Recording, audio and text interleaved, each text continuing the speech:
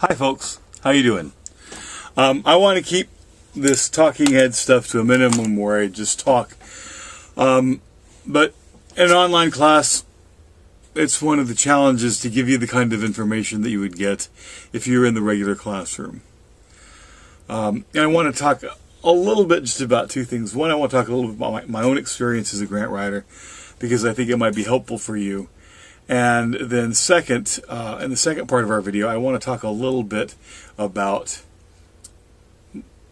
my take on grant writing and the things that you might get that I can give you based on my own experiences that aren't in the books. So first, number one, my experience as a grant writer. I would like to tell you some dazzling story of brilliance, but like a lot of people who get started in grant writing, I started because I was in a position and I needed resources, I needed stuff to do my job.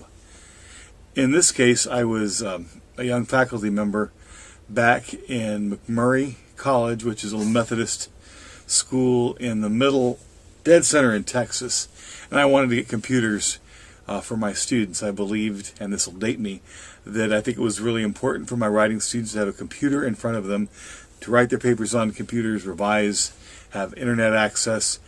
This was obviously back in the early 90s. And I was told by my supervisors, wow, nice idea, Chuck. But little colleges in the middle of Texas, little liberal arts colleges that are owned by churches, don't get grant dollars. So being young and being foolish, not just me, but some other faculty members at the institution at McMurray got together and worked on a grant application for a Title III program, which is a federal grant to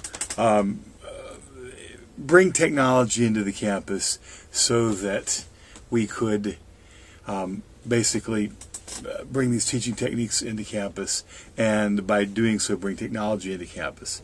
And I want you to note that the point is we wanted to teach better. We weren't, I'm going to go and get money to get computers. We had a very specific reason to want grant dollars, which is we felt we could do our teaching jobs better by getting these computers.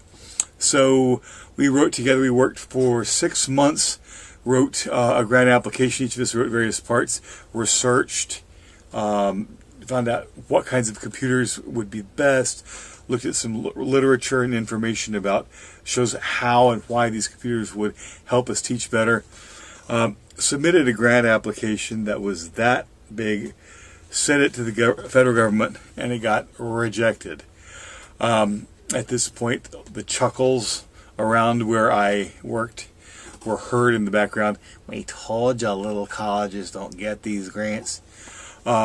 So this group of faculty members got together. We wrote the grant again, because federal grants or state grants, any grants that comes from public or taxpayer dollars, actually give you scores.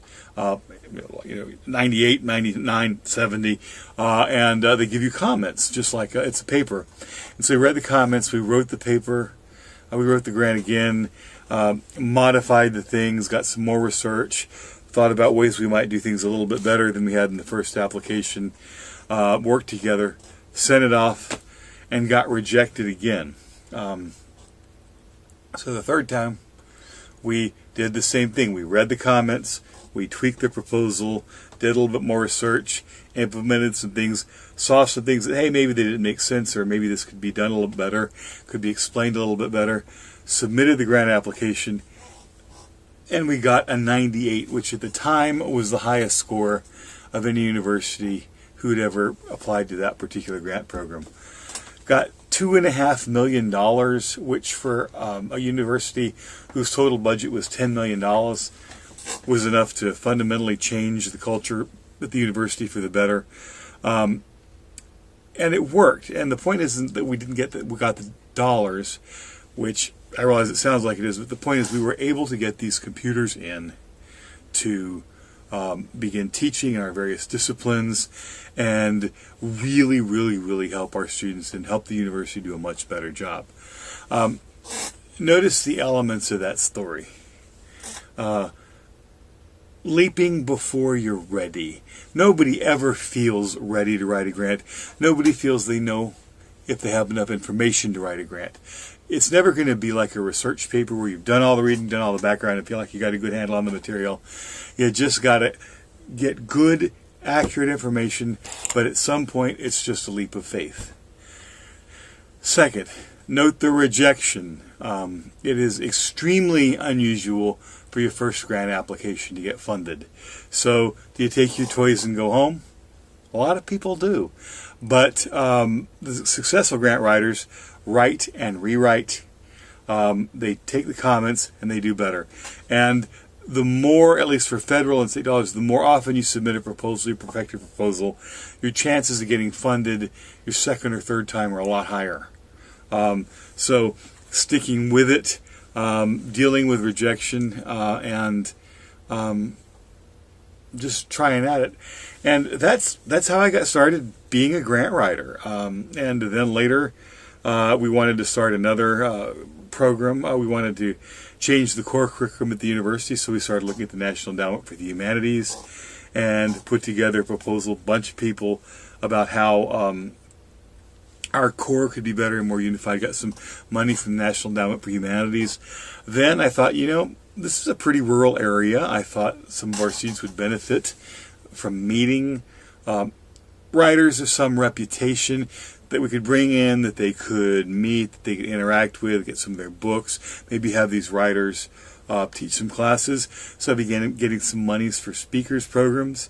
And over time, I realized, I guess this makes me a grant writer. And again, notice, nothing mystical. All of my grant writing has moved from a desire to help the people I work with, in my case, help the people I teach, and do my job of teaching a little bit better. Nothing mystical or magical about that, but I thought I would mention that to you. So, a little bit about that. Thank you.